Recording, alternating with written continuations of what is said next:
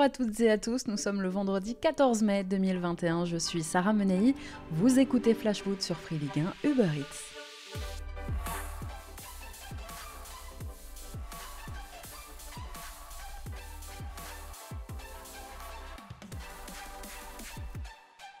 Si Monaco a le Prince Albert, Rumilly-Vallière a Luc Chabert, comme le disait une banderole déployée hier dans le stade d'Annecy.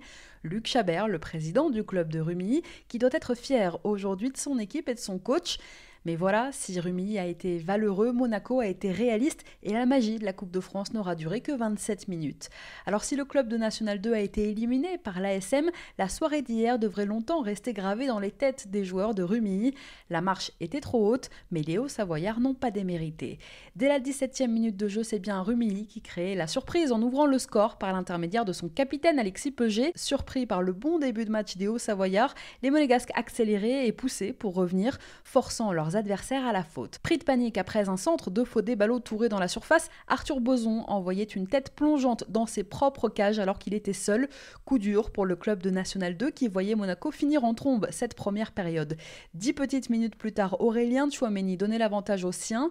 En seconde période, techniquement, le duo Cesc-Fabregas-Wissam Ben Yedder faisait des merveilles. À la 55e, Ben Yedder inscrivait d'ailleurs le but du 3-1. Fabregas ensuite inscrivait un superbe coup franc direct aux abords de la surface. Enfin, quelques minutes plus tard, Alexander Golovin venait porter le coup de grâce en inscrivant le 5e but monégasque. Le score en restera là, victoire 5-1 pour Monaco. S'ils se sont fait peur en début de match, les hommes de Niko Kovac ont assuré une place en finale, une place qui leur tendait les bras. Ils retrouveront le Paris Saint-Germain la semaine prochaine au Stade de France, un adversaire qu'ils ont toujours battu cette saison. Les Monégasques retrouvent la finale de la Coupe de France 11 ans après une dernière finale perdue justement face au PSG. Alors à l'époque, c'était le PSG d'Apoula Edel, de Mevlou Terding et de Guillaume Moirot. On relèverait hier soir le geste de grande classe quand même des Monégasques. Dans le couloir menant au vestiaire du Parc des Sports d'Annecy, les Monégasques ont formé une haie d'honneur pour saluer l'épopée des joueurs de Rumilly.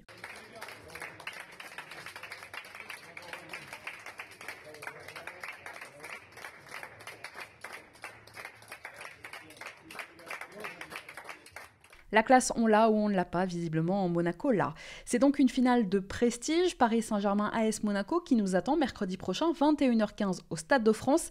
Et ça aussi, parlons-en. Un mercredi soir, entre deux dernières journées de championnat, le timing est moyen. On pouvait anticiper depuis quelques semaines déjà une telle affiche, et donc pourquoi ne pas l'avoir décalée après la J38 au moment des finales d'Europa League et de Ligue des Champions, puisqu'aucune équipe française n'est concernée. Mais non, ce sera bien un mercredi prochain, Paris et Monaco vont subir une nouvelle fois le calendrier.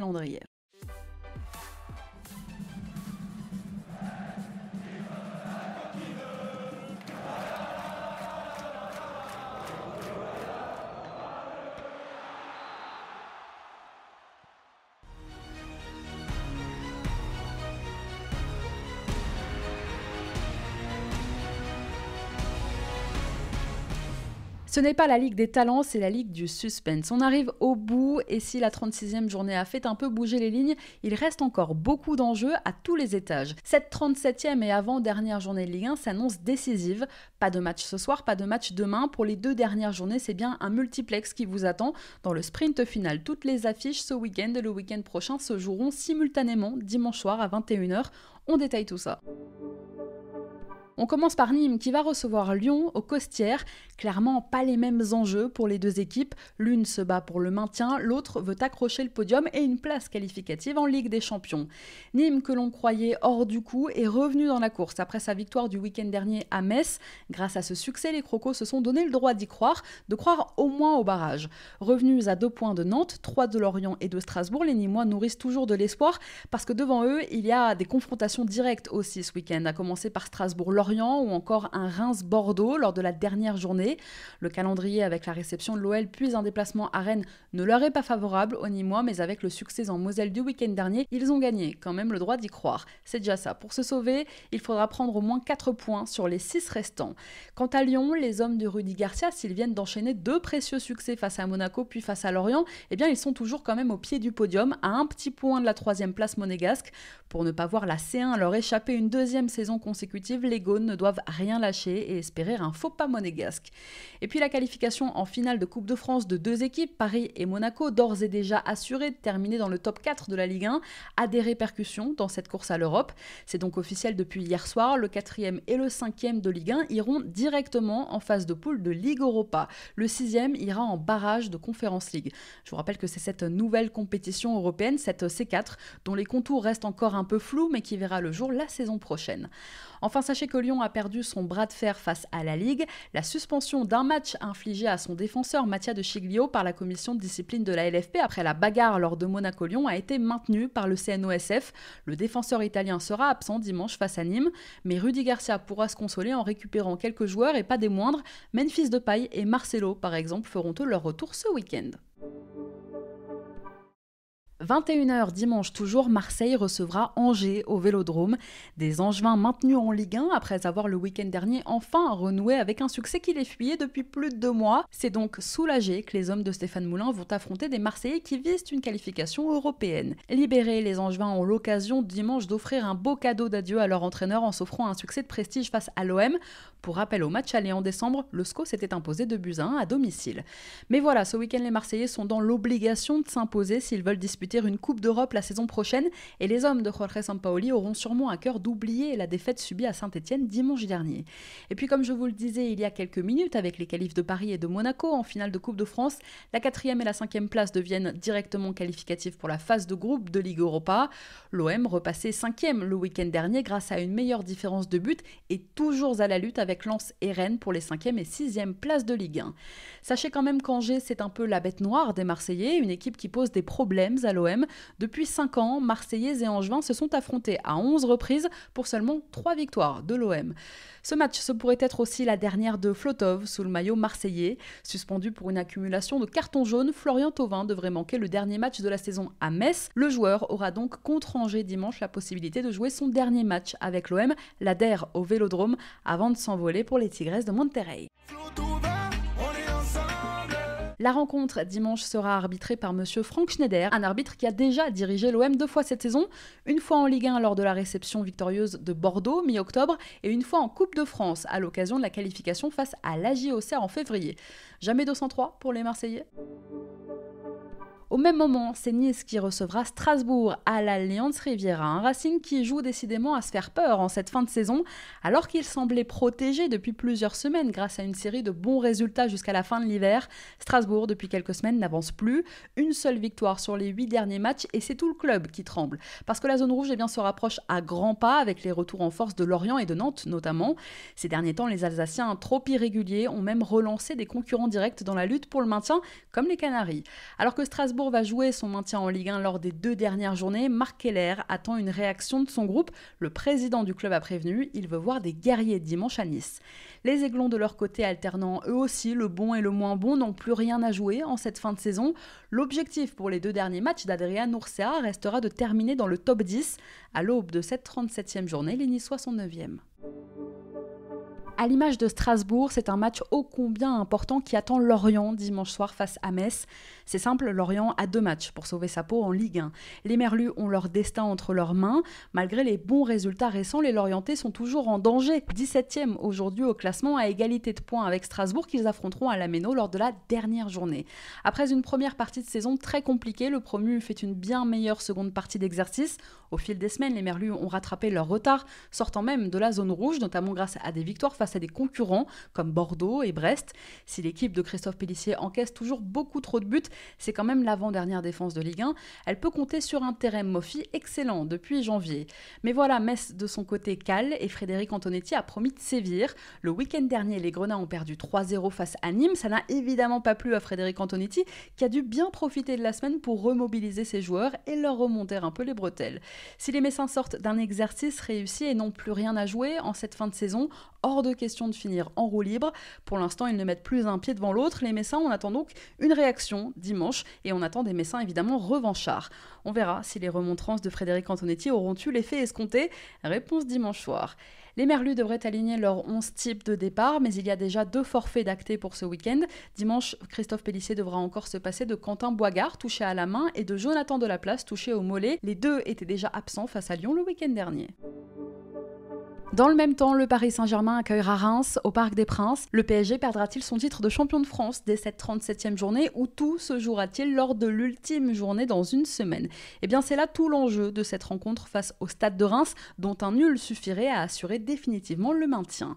Une semaine après leur match nul au Roazhon Park, les Parisiens n'ont plus le droit à l'erreur. Ils n'ont surtout plus leur destin entre leurs mains. Si Lille gagne leurs 2 derniers matchs de la saison, les Dogs, leaders du championnat avec aujourd'hui 3 points d'avance sur Paris, seront sacrés champions la semaine prochaine. En attendant de voir les résultats des Lillois, si les Parisiens veulent y croire jusqu'au bout, ils ne doivent surtout pas perdre ce match face aux Champenois. Des Rémois qui eux semblaient à l'abri après avoir corrigé le tir après un très mauvais début de saison, mais ici aussi la dynamique du moment n'est pas bonne avec 2 petits succès sur les 15 dernières rencontres. Le Stade de Reims ne gagne pas souvent, mais ne perd pas beaucoup non plus. Je vous en parlais la semaine dernière, Reims enchaîne surtout les matchs nuls, d'où cette impression de surplace et de ce bas de classement qui se rapproche petit à petit. Le départ déjà officialisé en fin de saison de David Guillon a sans doute dû jouer aussi un petit peu dans les têtes. Avec 42 points au compteur, il n'y a pas péril en la demeure. Un point devrait suffire à Reims. Mais si on regarde le calendrier, c'est quand même loin d'être fait, puisqu'après avoir affronté Paris, les Rémois enchaîneront la semaine prochaine avec la réception de Bordeaux, dans un match qui pourrait bien prendre des allures de finale pour les 2 équipes. Et justement, en parlant du titre, pendant que Paris affrontera Rennes, Lille recevra l'AS Saint-Etienne à Pierre-Mauroy. Et si la SSE était finalement le dernier espoir du PSG?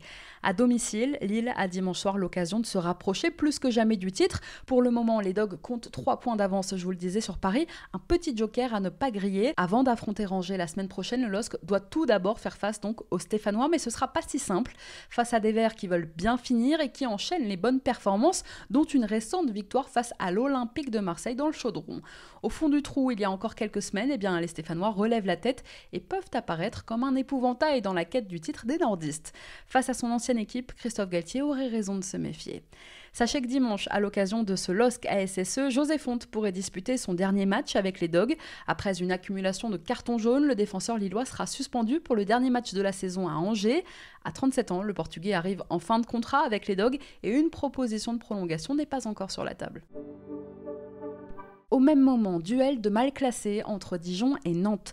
Sauf que si une équipe continue de creuser, l'autre est en train de remonter la pente. Et oui, Nantes n'en finit plus de remonter, avec une 3e victoire de suite glanée le week-end dernier contre Bordeaux, une série positive qui fait beaucoup de bien. Alors qu'on avait un peu enterré les Canaries après leur série de 3 défaites consécutives en avril, les joueurs d'Antoine Camboiré ont trouvé les ressources nécessaires pour revenir et pour enchaîner les victoires face en plus à des concurrents directs, Strasbourg, Brest et donc Bordeaux. Les Canaries, aujourd'hui 18e, ne sont plus qu'à un petit point d'échapper à la place de barragistes. Ils ont leur avenir entre leurs mains. En plus, Moses Simon a retrouvé des jambes, Ludovic Blas est en grande forme et Khalifa Koulibaly marque enfin. Bref, tous les voyants sont à nouveau au vert, d'autant que le calendrier des Nantais leur est plutôt favorable avec un déplacement à Dijon, la lanterne rouge qui a déjà abdiqué depuis longtemps, et la réception de Montpellier. Ensuite, Montpellier qui n'a plus rien à jouer en cette fin de saison. Alors s'il y a bien une équipe qui peut profiter des confrontations directes de ses concurrents, c'est Nantes. Pour Dijon, si le club, je vous le disais, est assuré d'être relégué en fin de saison, en attendant de jours meilleurs, il s'agira quand même ce week-end de stopper l'hémorragie, de terminer cette saison en Ligue 1 avec quelques bons souvenirs au moins. La lassitude commence à s'installer chez les supporters dijonnais devant un club condamné qui reste sur 2 cinglantes défaites 5-1 et une défaite 3-0 le week-end dernier à Angers. Un club qui n'a gagné qu'une seule fois sur ses 19 derniers matchs, avec en plus 13 buts encaissés rien que sur les 3 derniers matchs. Alors pour cette dernière rencontre à domicile de la saison, les Dijonnais peuvent profiter de la Ligue 1 et éviter de battre de tristes records comme celui du plus faible nombre de points pris sur une phase retour. Dijon est à 4 points glanés seulement depuis janvier, le record est à 5. Au même moment, à la Mosson, c'est Montpellier qui recevra Brest. Un peu comme Strasbourg, le stade brestois s'est mis dans la difficulté tout seul en cette fin de saison. Coincés au milieu de tableau depuis le début, les Bretons n'avaient jamais trop regardé dans leur rétro. Seulement la mauvaise série du moment, une victoire sur les 8 derniers matchs, les oblige maintenant à regarder la réalité en face. Ils n'ont que 3 points d'avance aujourd'hui sur le 18e et la dynamique du moment n'inspire pas beaucoup la confiance. Le calendrier en plus des Brestois n'est pas simple, il faudra donc aller à Montpellier dimanche avant de terminer la saison à domicile face au PSG. S'il y a encore un peu de monde entre les Brestois et la zone rouge, la méfiance est de mise et Olivier Dalloglio attend dimanche un sursaut d'orgueil de son équipe. Les Montpelliérains, eux, veulent finir dans les 10 premiers, rester à la 8e place. Éliminés mercredi soir en demi-finale de Coupe de France, il va falloir oublier la déception. Et les Montpelliérains sont d'ailleurs un peu les arbitres de cette lutte finale pour le maintien. Après avoir battu Strasbourg, ils recevront donc Brest dimanche et se rendront à Nantes lors de la dernière journée. Enfin, sachez que John Lucas, le milieu brestois, victime mercredi d'un accident de la route, a posté un message rassurant sur ses réseaux sociaux. Plus de peur que de mal pour le joueur qui s'est vu poser 2 points de suture sur le crâne. Le joueur était de retour à Carleran ce matin. Il pourrait être du déplacement à Montpellier. Romain Perrault et Franck Honora sont également sur le pont, à la différence de Romain Philippotto qui est toujours en phase de reprise. Christophe Herrel et Paul Anne évidemment sont forfaits. Les Brestois s'envolent d'ailleurs dès ce soir pour une mise au vert dans l'Hérault, chose assez inhabituelle. Ils prépareront donc sur place leur rencontre de dimanche.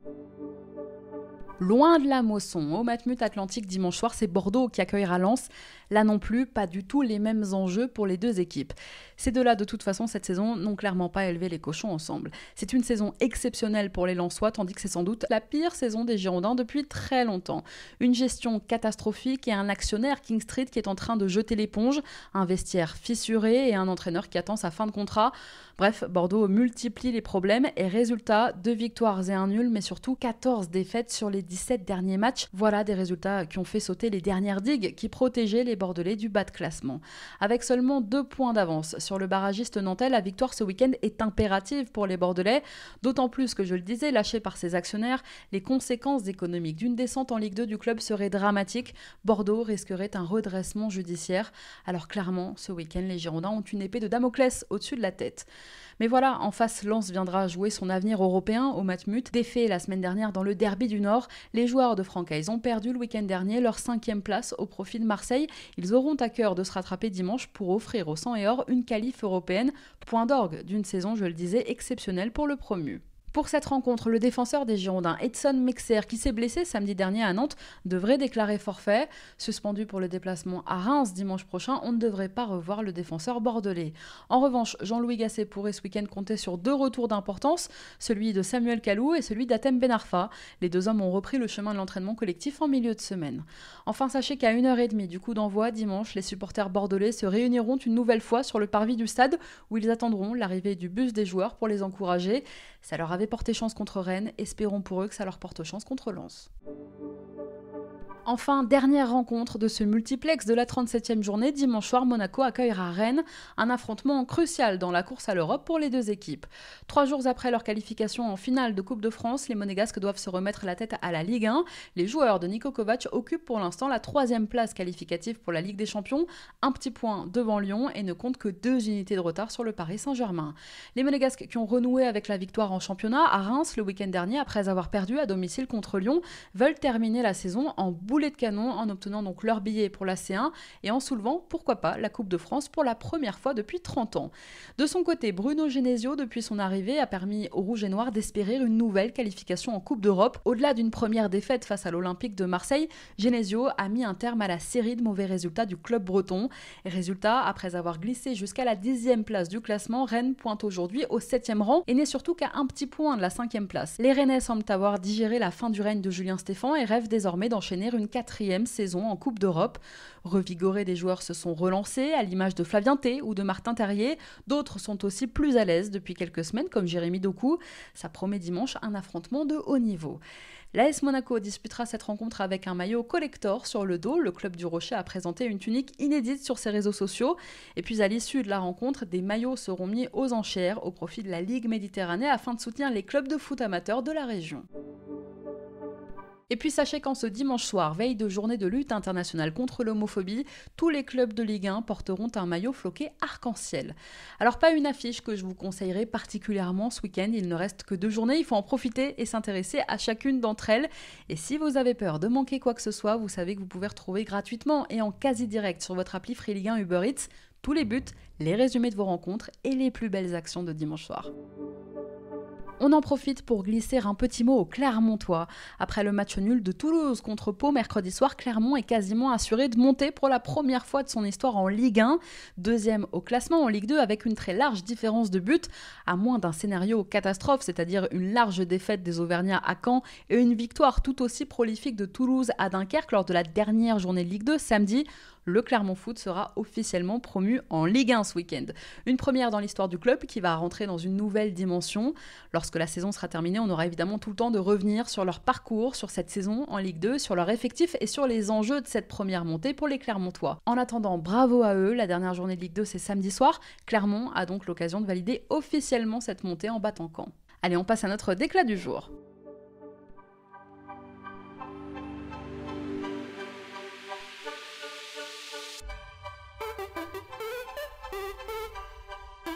C'est mon cœur qui parle. Et vous avez un chef d'espoir qui dit de retenir.